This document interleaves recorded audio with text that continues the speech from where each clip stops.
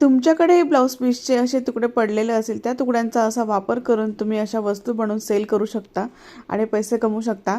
तर मी इथे कपडा घेतलेला आहे, त्याला शॉपिंग बॅग लावून सगळ्या बाजूने शिवून घेतलेला आहे. तुम्ही इथे पेस्टिंग कॅनव्हास वापरला तरीही चालेल. तर याला मी सगळ्या बाजूने शिवून मध्ये सुद्धा क्विल्ट करून घेतलेला आहे. त्यानंतर अशा पद्धतीने कट करून घेतलेला आहे. त्याचं मेजरमेंट मी स्क्रीनवरती दिलेलं आहे. छोटंसं आपण पर्स तयार करणार आहोत पैसे ठेवण्यासाठी.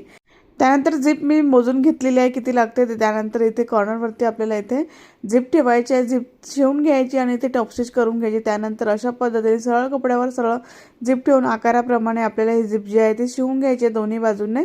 तर मी दोन्ही बाजूने झिप शिवून घेतलेली आहे. इथे तुम्ही लगेच पायपिंग करू शकता. जेव्हा तुम्ही झिप जॉईन कराल तेव्हा छोटे छोटे कट्स द्यायचे झिपला, म्हणजे आकाराप्रमाणे टर्न होईल ती.